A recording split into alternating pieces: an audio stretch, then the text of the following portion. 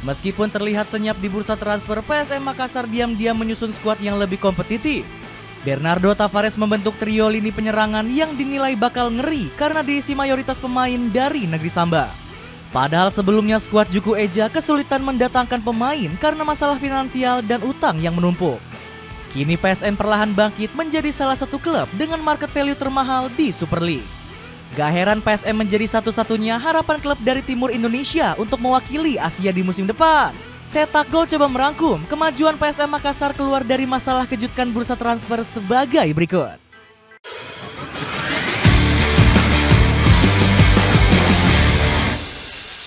Tiba-tiba jadi salah satu skuad termahal Super League.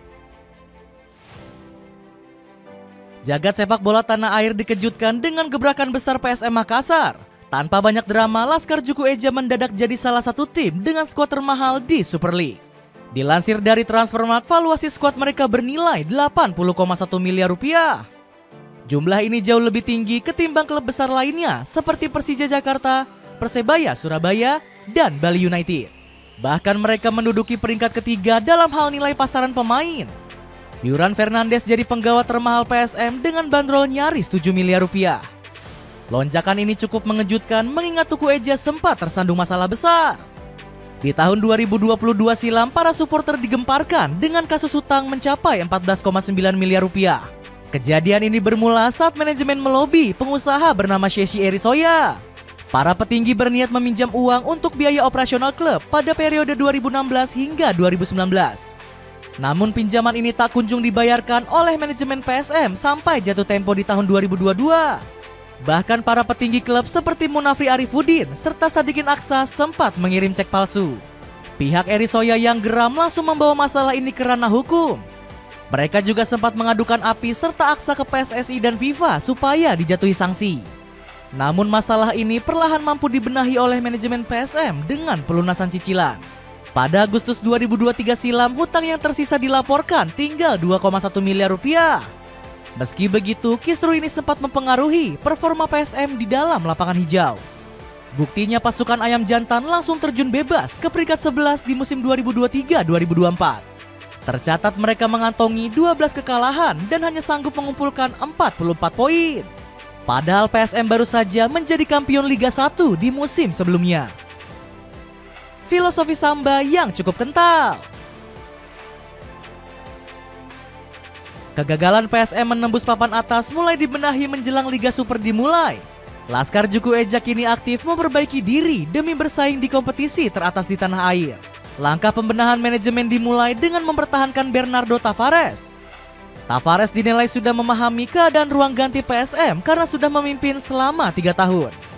Namun berbeda dari musim sebelumnya, di musim ini Tavares menyuntikkan DNA Samba.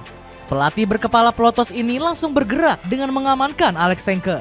Bomber 31 tahun ini mengaku Tavares mendekatinya dan ingin membawa Laskar Juku Eja kembali berjaya. Target saya ingin membawa PSM juara lagi. Coach Bernardo Tavares cerita pada saya, 3 tahun lalu PSM adalah juara Indonesia. Dia ingin saya melakukan hal yang sama. Terang Tengke. Masih belum cukup, PSM kembali mendatangkan talenta asal Brazil lainnya, yakni Savio Roberto. Ex-pemain ex-Texel Kuzestan ini bahkan sempat ikut laga uji coba kontra Persita Tangerang. Keseriusan Tavares menyuntikkan DNA Samba juga terlihat dari komposisi pemain asing.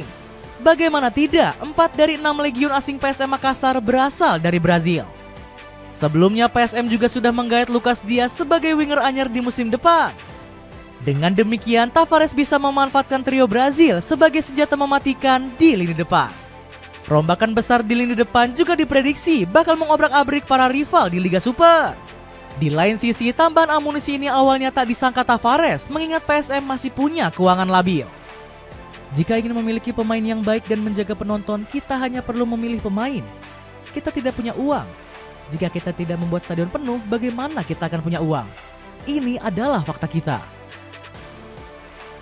Celana kargo pendek super kece dari Humanly, celana super nyaman dengan bahan super lembut. Cek linknya di bawah ini. Pertahanan dan gelandang yang super kuat. Tak hanya di lini depan, lini pertahanan PSM juga diklaim super kuat. Laskar Juku Eja dipenuhi dengan bek kelas berkualitas jempolan seperti Yuran Fernandes yang resmi dipertahankan.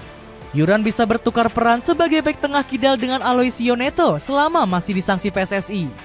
Di sektor bek tengah kanan, Tavares masih mempercayai Syahrul Lasinari. Bergeser ke sektor bek sayap, PSM masih punya sejumlah amunisi yang mumpuni.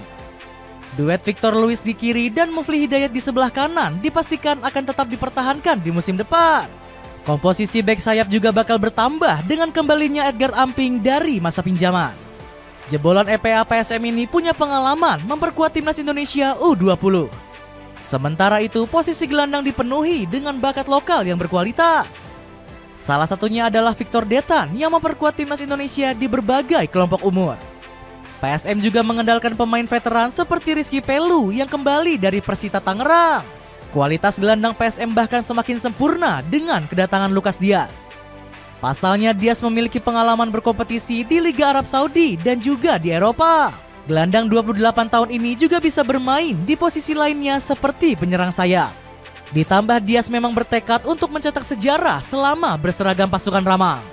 Saya tahu PSM adalah klub tertua di Indonesia dan saya ingin menjadi bagian dari sejarah gemilang tersebut, ucap Diaz. Harapan klub timur wakili Asia di musim depan. Dahsyatnya komposisi skuad Bernardo Tavares bikin harapan publik Makassar melambung tinggi. Sang juru taktik diyakini bakal melambungkan prestasi Laskar Juku Eja. Apalagi Bernardo sukses menorehkan prestasi memukau di musim lalu dengan skuad seadanya. Kami mengakhiri musim sebagai 6 besar klasemen dan masuk semifinal ASEAN Cup. Padahal kami adalah klub yang banyak kehilangan pemain kunci, ujar Tavares. Berkat pencapaian tersebut, sang pelatih langsung mengusung target tinggi. Bernardo ingin PSM kembali menjuarai kompetisi Super League karena sudah terlalu lama puasa gelar. Ambisi ini juga didukung oleh Rafiuddin Razak. COO Juku Eja ini berharap target Bernardo bisa tercapai. Untuk target pastinya kami ingin juara, mudah-mudahan bisa tercapai. Kalaupun meleset, semoga meleset sedikit saja, ungkap COO PSM Makassar tersebut. Semangat mengejar gelar juara dari para petinggi klub langsung menular kepada Alex Tengke. Coach Bernardo bercerita bahwa PSM adalah juara Indonesia 3 musim lalu. Dia ingin saya melakukannya musim depan. Saya juga ingin kasih gelar juara untuk supporter. Lucas Diaz selaku pemain anyar lainnya juga ikut-ikutan mematok target tinggi untuk Juku Eja. Saya berharap kita bisa memenangkan juara lagi karena para penggemar sangat layak mendapatkannya. Saya pikir kita bisa mencapainya bersama, tegas Diaz. Jika berhasil juara, PSM Makassar bisa mewakili Indonesia di kompetisi Asia. Pasukan Ayam Jantan juga menjadi satu-satunya harapan klub timur selain Malut United. Pasalnya PSBS Biak selaku wakil timur lainnya tengah dilanda masalah finansial. Sampai-sampai manajemen terpecah jadi 2 kubu yang berujung mundurnya Presiden Direktur Evelyn Sanita Injaya. Dapatkan sepatu running Adidas Duramo SL berwarna putih yang kini turun harga menjadi 600 ribuan aja. Cek linknya di bawah ini. Itulah ulasan kemajuan pesat PSM Makassar usai keluar dari jeratan masalah. Bagaimana pendapatmu? Akankah Laskar Juku Eja bakal kembali mengharumkan nama Indonesia di kancah Asia? Coba tulis pendapatmu di kolom komentar di bawah ini.